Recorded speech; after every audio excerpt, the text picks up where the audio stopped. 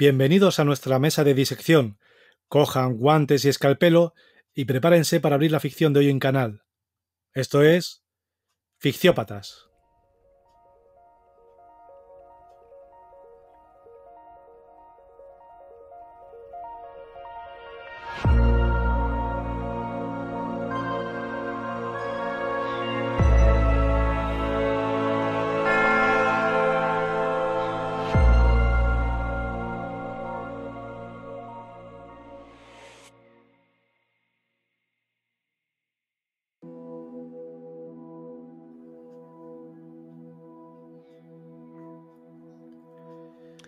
Bueno, buenos días, bienvenidos de nuevo al Ficciópatas de esta semana. Esta semana tenemos un relato que me ha traído mi buen amigo Víctor Morata y se trata de Se buscan mercenarios de Guillén López. Víctor, buenos días. Buenos días, Eric. ¿Qué tal? ¿Cómo estamos? Pues estamos bien. No me puedo quejar de momento. Bien, bien. Pues sí, te traigo hoy Se buscan mercenarios de Guillén López. Guillén López es un autor que se ha hecho relativamente conocido a través de a raíz de su novela Challenger.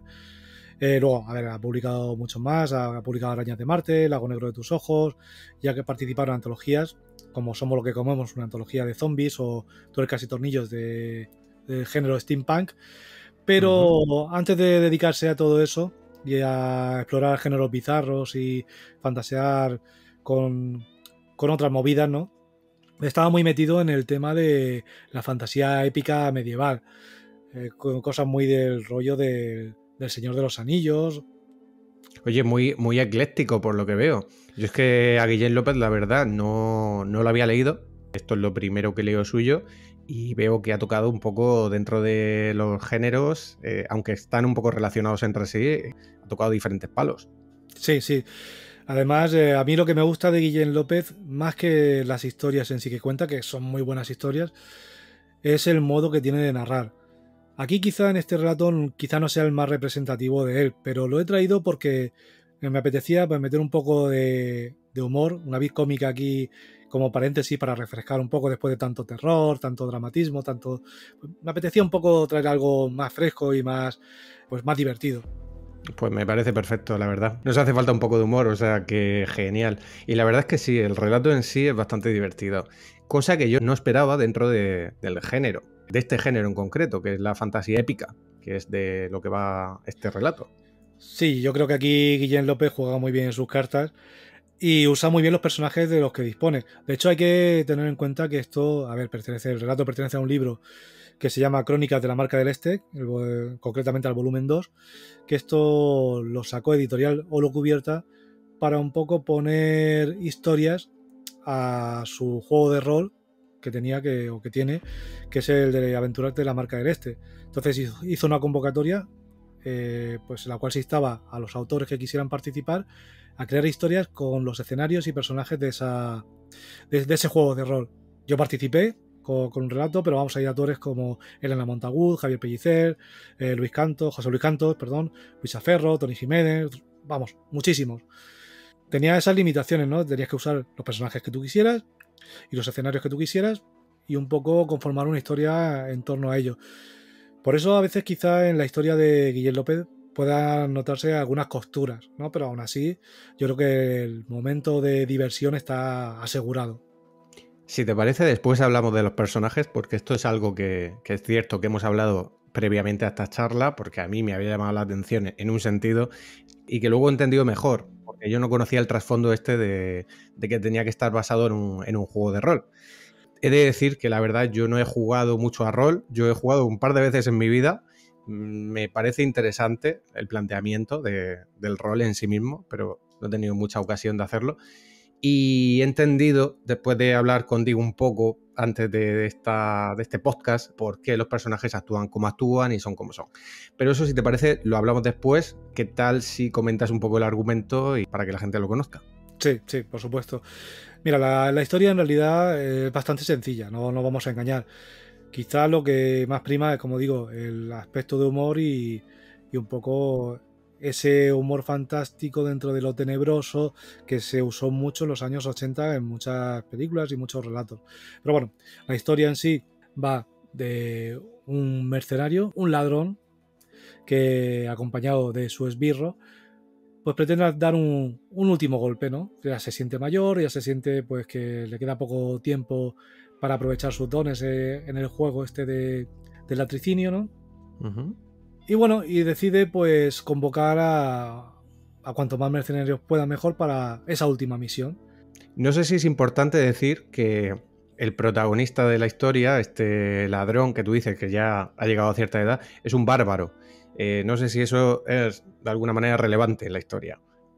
Sí, bueno, es importante para la gente que conozca el juego. Si no conoces el juego y un poco lees esto simplemente para divertirte y sin tener en cuenta las aventuras de la Marca del Este, ¿no? Que es donde está basado todo, en lo que está basado todo esto, pues en realidad no es importante. Pero bueno, sí es un bárbaro y tiene pues a su lacayo a su lado, que es el que le hace un poco todas las labores, ¿no? De las labores ingratas, ¿no? De servicio. Y además las hace mal. Pero bueno, luego veremos quién es este lacayo en realidad, porque se deja caer a lo largo del rato. Bueno, el caso es que ponen unos carteles para convocar a una serie de mercenarios, que a todo el que esté interesado en asaltar una mansión concreta que está a 2 millas de Paso Raudo, ¿no? El cartel lo coloca en una de las tabernas de Robleda, con la mala suerte de que la ubicación que eligen para convocar a esos mercenarios pues es una de las 3 localizaciones a esquivar o a evitar por todo habitante de Robleda, ¿no? Por los diferentes motivos. El relato empieza precisamente así y esto fue algo que me hizo gracia, que me parece bastante típico también de la fantasía, ¿no? Que dice, hay 3 sitios a evitar por todo habitante de esta tierra. Y es la casa de reposo de Clarisa la Hermosa, con muchas S, Sí. el túmulo de Fritz el Descabezado y la arboleda de los susurros, que es precisamente donde convoca a los mercenarios para esta misión. Cada uno además por un motivo, ¿no? En el caso de la casa de reposo de Clarisa la Hermosa, porque es una ladrona, según el narrador. Sí, con licencia para matar, también. Con licencia para matar. En el caso del túmulo de Fritz el Descabezado, porque se supone que el propio fantasma que le da nombre al túmulo anda por allí. Y en el caso de la arboleda de los susurros, por algo que sabremos al final, ¿vale? Que lo voy a dejar ahí porque si no sería estripar mucho.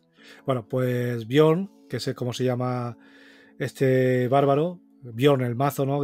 Sexto hijo de un bárbaro de la Ciudadela de Hierro y una pastera de vaca, pues hace ese llamamiento y aparecen solamente 3 personas. Un misterioso encapuchado que se hace llamar a sí mismo el Destripador, ¿no? Y luego pues, 2 enanos que son hermanos, uno se llama Krazastar, el otro Krastazar, ambos hijos de Krazartas. Es un poco... Es un trabalenguas. Sí. Intenta decir el nombre de los hijos y el padre y... Bueno, pues acuden los 3. Hacen tiempo para ver si llega alguien más, pero no viene nadie más. Y un poco empiezan a debatir los entresijos de la paga, ¿no? Que van a recibir por ese trabajo. Llegados a este punto es cuando empieza el momento cómico, porque hasta ahora era todo muy sobrio. De hecho, se ve sobrio, pero es una sobriedad muy impostada, ¿no? Como que el bárbaro tiene que hacer su papel de bárbaro. El único que parece no sobreactuar, aunque lo parece, es Destripador. Pero bueno, ya lo veremos más adelante. El caso es que los hermanos, los enanos, uno de ellos, pues insiste en que él pues, le han robado el burro y lo que quiere es también como pago, quiere un burro. Quiere un burro. Quiere un burro. Y lo quiere de una manera bastante obsesiva, además. Sí, está obsesionado con el burro porque él quiere un burro. Entonces Bjorn le dice, bueno, ya cuando cobres, pues ya te compras el burro. Y dice, no, yo es que quiero el burro como parte del pago. Y lo quiero ya, además. Antes. O sea, lo quiero antes de hacer la misión. Quiero un burro. Claro. Es mi condición. Sí, bueno, total que Bjorn intenta convencerlo y dice, bueno, pues cuando lleguemos yo mismo te compro el burro.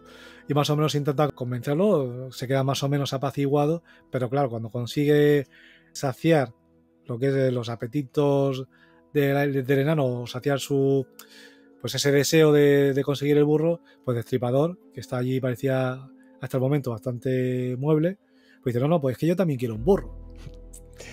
Es aquí donde el humor, en cierta manera, es verdad que escala un poco, ¿no? Porque A ver, una cosa, hagamos aquí un inciso.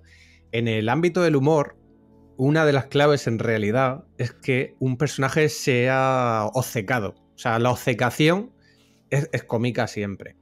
Para generar humor, tú simplemente metes a un personaje obcecado dentro de un contexto y dale un empeño con algo, ¿no? Y que no tenga sentido en el contexto en el que esté. Y esto es precisamente lo que hace aquí Guillem López. Porque están a otras. Aquí deberían estar hablando del plan, de cómo vamos a robar, de cómo vamos a llevar a cabo la misión, y de repente los enanos se sientan en que quiero un burro, que quiero un burro, quiero un burro. Y Bior le dice, pero y yo quiero un aljibe de cerveza y un harén. Hasta que al final ya desiste, ¿no? Y dice, venga, te compro el burro, pero cállate ya. Y entonces es cuando aparece también la voz del destripador diciendo, si los enanos van a tener un burro, yo quiero otro. Sí, ya se lo sacan de quicio totalmente.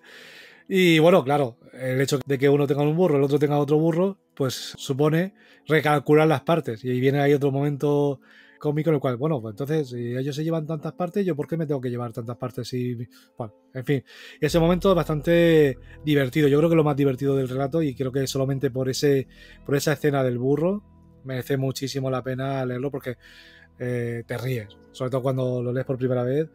Es una brisa fresca ahí de humor que de verdad que rompe toda la tensión, la rompe por completo. O sea, todo lo que ahora hasta el momento parecía sobrio, tenebroso, tétrico, de repente pues se disuelve, ¿no? Y creo que es un poco la idea del autor, de Guillem López, hacer esta pausa cómica, porque enseguida la intensidad vuelve, y además de una manera inesperada. Cuando están hablando ya, terminan de negociar el tema del burro. A ver, Bjorn sigue consternado, ¿no? Porque, a ver, vaya mercenarios que se ha buscado. Destripador le dice, bueno, es que no van a venir más. Porque el sitio que habéis escogido, pues... La verdad es que nadie quiere pisar la arboleda de los susurros. Vale, ¿quién informa de eso? Esto lo informa el Destripador. Pero claro, él sabe a lo que ha venido y él ha venido a jugar. Ha venido a jugar, ¿eh? Una cosa que no hemos dicho, que tampoco es tan importante, pero es un dato. ¿Cuál es el reparto que quiere hacer Bior, el bárbaro? Pues no sé si lo tienes tú apuntado, pero vamos, era un... Lo tengo, no apuntado, pero lo tengo en la cabeza. Él quería dividir entre 8. De tal manera que él se quiere quedar con 4 partes y las otras 4 partes repartirlas entre su lacayo, el destripador y los 2 enanos. En plan de yo me quedo 4 partes y luego cada octava parte os la repartís entre vosotros. Esto, claro, es que ya desde el principio él establece un reparto nada equitativo. Pero según él sí. Según él sí, porque es el ideólogo del plan y lo merece. Pero claro, en realidad estamos hablando, como tú decías, de un guerrero que además ya está en decadencia y que eso habrá que verlo, ¿no? Sí, bueno, después de llegar al acuerdo económico, el Destripador pues les hace conscientes de que, bueno, que es que no ha venido nadie porque ese lugar es un lugar maldito. Entonces dice textualmente, todo el mundo en Robleda sabe que es mejor no acercarse por estos lares. Los espectros del bosque son los dueños de esta tierra y reclaman las almas de los viajeros extraviados. ¿Qué pasa? Que los enanos que por ley, ¿no? Bueno, por ley, por regla general, no suelen romper tratos y son bastante férreos en los tratos a los acuerdos a los que llegan, pues oyen que está maldito la arboleda y salen por allí como alma que lleva el diablo. Salen corriendo y se quedan pues a solas el Destripador, Bjorn y su lacayo Tommy. Una pregunta.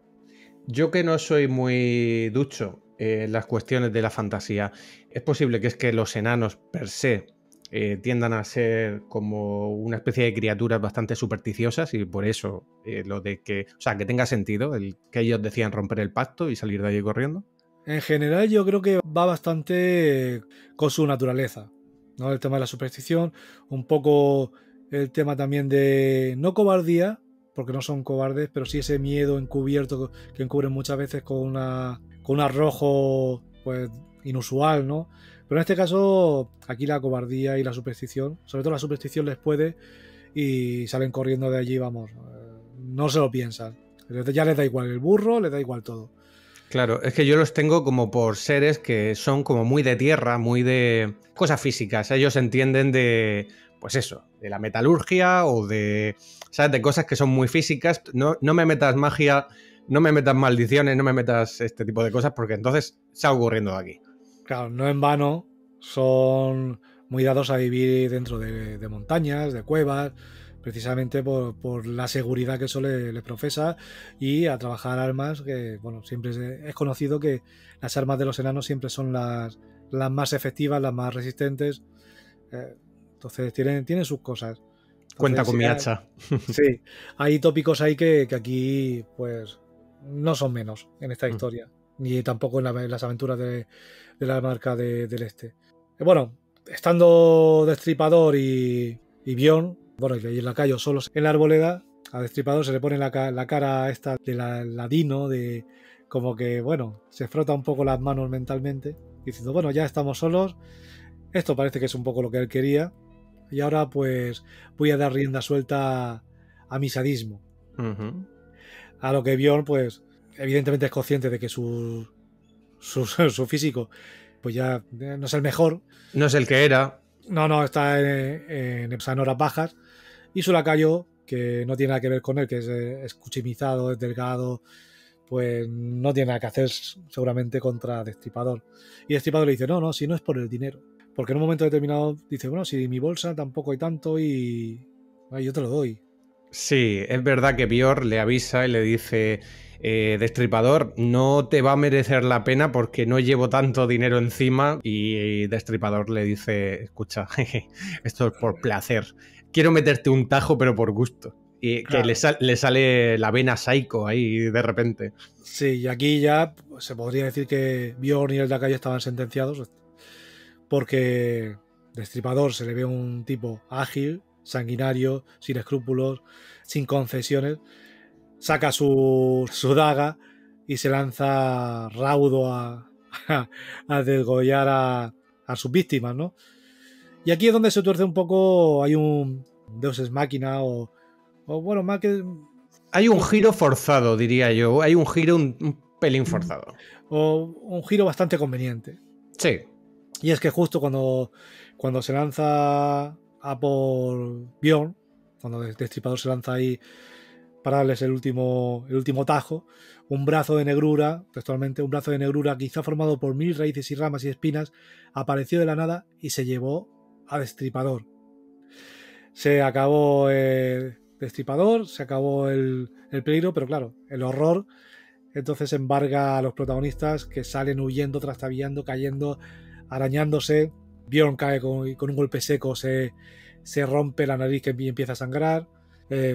Hay una presencia que aparece en ese momento, no sé si lo recuerdas, que es una presencia femenina, que si puedes tú aclararme, porque ahí es verdad que voy un poco perdido. Ven a la presencia, pero yo no sé de qué se trata.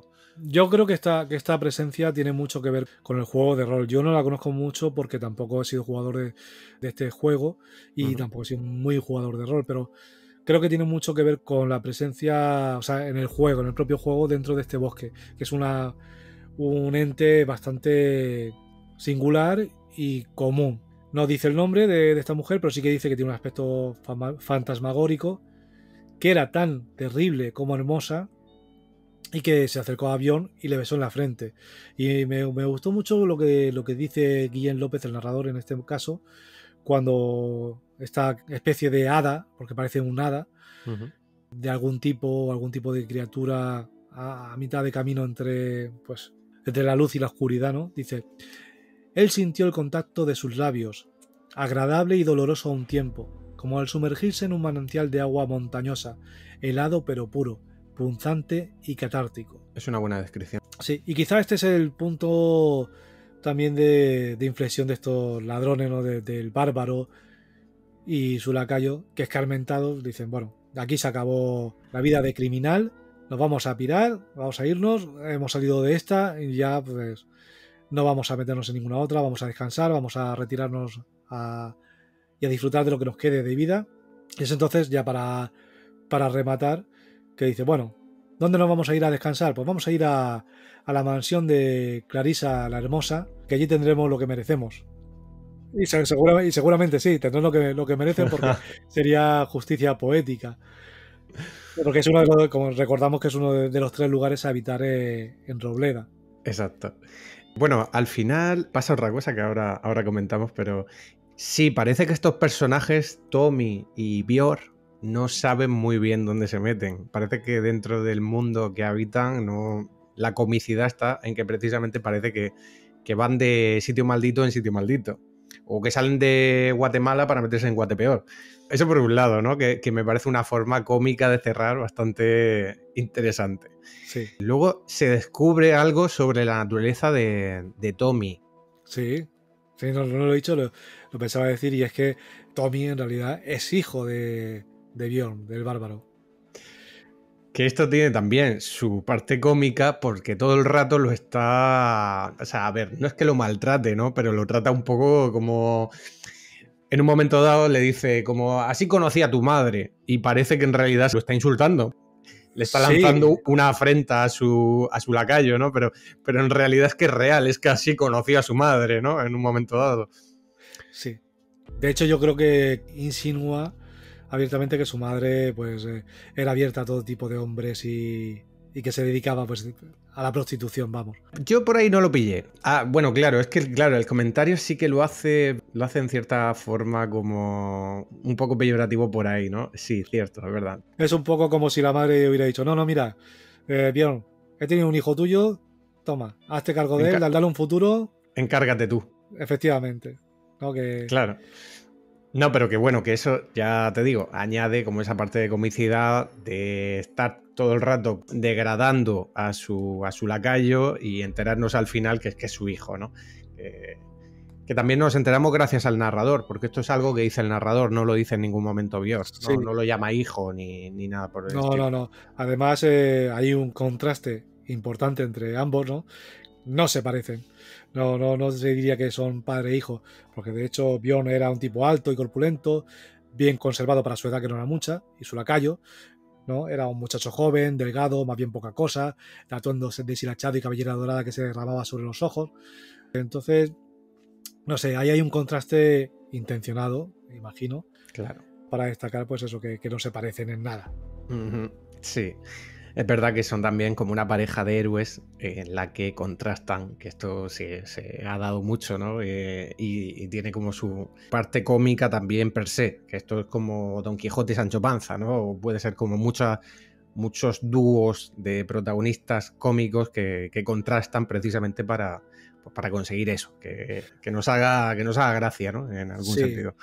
además, conociendo a Guillem López, yo creo que, a ver, no hay puntada sin hilo. O sea, todo lo que él suele escribir tiene una intención, tiene un porqué, tiene unas razones de peso detrás. En este caso, la elección del dúo, pues a pesar de que haya personajes que son obligatorios usar dentro de las aventuras de la Marca del Este, pues creo que él ha sabido combinar muy bien pues los escenarios y los personajes.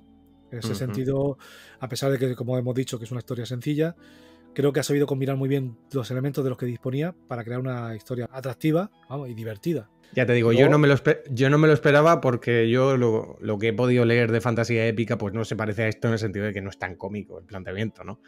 Para mí esto es nuevo. luego, a ver, quería hacer un apunte y es que Guillén López, hasta este relato, solía escribir este tipo de narración. Era su género, era por lo menos lo que había publicado, no sé si lo que había escrito hasta entonces, pero tenía muchas publicaciones, un par de publicaciones más bien de fantasía épica ¿no? Medieval, con batallas. Entonces los 2 libros anteriores a este relato iban en esa tónica, ¿no? Y tocaban mucho ese género. Entonces yo creo que le vino muy bien este relato para un poco volcar ese conocimiento sobre ese tipo de historias. Y digo que es un punto de inflexión porque a partir de este relato cambió totalmente de tercio, como he dicho, e hizo o escribió historias más bizarras, mucho más creativas, con universos particulares y propios. De hecho, yo siempre recomiendo para conocer a este autor, Challenger, que además se tradujo hace unos pocos años al italiano. Es una historia, o sea, fantástica, redonda. La recomiendo 100% y creo que habrá poca gente a la que no le guste la historia porque es maravillosa. Pues tomo nota, porque la verdad que, como te decía, esto es lo primero que leo de Guillén López. Sí que es cierto que su nombre me sonaba, pero no había leído nada de él. Y pues tal como la vendes, la verdad que Challenger tiene buena pinta, así que tomando nota estoy. Una última cosilla que te quería comentar, porque esto lo hemos hablado previamente al podcast, referido a los personajes, ¿no? Que he entendido, después de que habláramos, tuviéramos esa charla previa y yo entendiera que estos personajes nacen en un contexto de un juego de rol. Claro, a mí los personajes en principio se me antojaban un poco. También es cierto que un relato no da para hacer un desarrollo de personaje complejo, para mostrar que tienen luces y sombras, etcétera, ¿no? Pero claro, yo decía, joder, es que son personajes un poco maniqueos, son un personajes que son, pues eso, el típico, deja que te lo argumente. Son el típico bárbaro, el típico acompañante, típicos enanos, pese a la parte cómica que tiene todo, ¿no? Y el típico asesino. Claro, a ver, después he entendido yo, porque es que esto precisamente es una característica del rol, que es en base al concepto de alineamiento que hay en el rol. No sé si esto la gente lo conoce, yo para mí esto es relativamente nuevo, que es esto de ley, neutralidad y caos. Si el personaje es neutral, si el personaje es malvado, es que no me acuerdo muy bien cómo va esto, ¿no? Pero es que precisamente el rol plantea ese tipo de personajes. Necesito que mi personaje sea, pues eso, como de un perfil psicopático, malvado y punto. Esto está implícito en la propia naturaleza de los juegos de rol tipo dragones y mazmorras, etc. Con lo cual tiene todo el sentido del mundo. Así sí, que algo que yo había considerado en cierta manera como una falta al leer el relato, después he entendido que en realidad no, ha sido un respeto que ha tenido Guillén López precisamente por la naturaleza del mundo en el que tenía que estar ambientado esta historia. Así que nada, simplemente matizar eso porque bueno, a mí como lector profano, pues es algo que de primera me ha llamado la atención. Sí, yo como autor que participó en esta antología, yo recuerdo que sí que había que leer el manual que lo mandaron en PDF, un poco para tener muy claro pues dónde se tenían que mover los personajes, qué limitaciones tenían como personajes, ¿no? Entonces, por una parte, te facilita el trabajo porque te tienes que mover en un ambiente del que hay documentación y que está muy documentado y que es conocido, pero por otra parte te limita a la hora de crear historias, porque evidentemente pues tienes unos escenarios que son comunes, tienes unos personajes que son más o menos vistosos, pero son los que son. O sea, tú tienes las piezas, tienes el tablero y aunque sea a modo de historia, pues tienes que jugar con ello. Y esto es positivo y negativo al mismo tiempo. Lo que se hace con la historia, pues bueno, es intentar dentro de las limitaciones, pues hacerlo lo mejor posible. Y como ha hecho aquí Guillén López muy acertadamente, es implementar el tema del humor con lo del burro. Y bueno, decir, bueno, voy a pasármelo bien y voy a por lo menos aquí que la gente se divierta. Se nota que Guillén López se lo ha pasado bien como forma de despedirse de este género que tú dices que había estado cultivando y es como lo último que hace. Pues la verdad que me parece una buena forma de despedirse del género, ¿no? En realidad. Una pregunta que te lanzo. ¿Has jugado a rol? He jugado, pero muy poquito. Poco a poco. Sí que tenía un amigo que era máster, o no sé si se llama así. Sí, son los másters, sí. Sí, pues y además que creaba sus propios juegos de rol. Pero nada, muy poquito. Yo la verdad es que soy un ignorante dentro de este campo. Uh-huh. No, yo también, ¿eh? Ya te digo, para mí es algo como un tanto alejado de mí. Sin embargo, de las pocas veces que he jugado, es verdad que a mí lo que más me gustaba, sabes tú que antes de la partida te pide el máster que hagas un diseño de personaje. Era la parte que más me gustaba. Aparte de luego la narración que la lleva el máster adelante y demás, pero tú prepararte un personaje más o menos, porque claro, yo me preparaba personajes un poco locos, porque yo decía, no estoy acostumbrado a un diseño como más simplificado, más constreñido. y me preparaba cosas, o sea, un trasfondo. Hay un tío con una historia, con un trauma detrás, que luego cuando un colega mío, que era el que hacía de máster, leyó mi personaje, me dijo, ¿qué locura es esta? Sí. No, a ver, me resulta interesante. Creo que de los juegos que puede haber sobre todo para gente a partir de cierta edad, es muy creativo. Creo que alimenta mucho el tema de la imaginación, la creatividad. Y creo que un juego bastante positivo. Sí que es verdad que yo, por lo que sea, porque no he tenido el círculo idóneo, no me he movido en el tiempo adecuado, no sé, no me cuadraba nunca poder jugar una partida, o porque estaba trabajando, por cualquier cosa. Y sí que me hubiera gustado vivir esa experiencia. Ya te digo, es algo que yo he vivido ya como más de adulto también y me ha parecido interesante porque, oye, mira, pues todo lo que sea narrar y un juego imaginativo y creativo, pues, oye, la verdad que nunca se es demasiado viejo, la verdad. Y bueno, ¿con qué nos quedamos de la historia, Eric? Pues ya te digo, yo por un lado me quedaría precisamente con cómo genera el humor aquí López. Y me quedaría también un poco con eso que tiene la fantasía épica, que es esos lugares malditos, ¿no? Por ejemplo. A mí eso me gusta mucho. Porque esto es algo que me apunté. Me gusta lo sugerente que puede resultar simplemente un nombre. La arboleda de los susurros. Te dan la arboleda de los susurros y tú ya te imaginas ahí en plan de, pues, ¿y qué pasará ahí, no? Sí. Y eso me parece muy sugerente, me parece muy evocador y me gusta.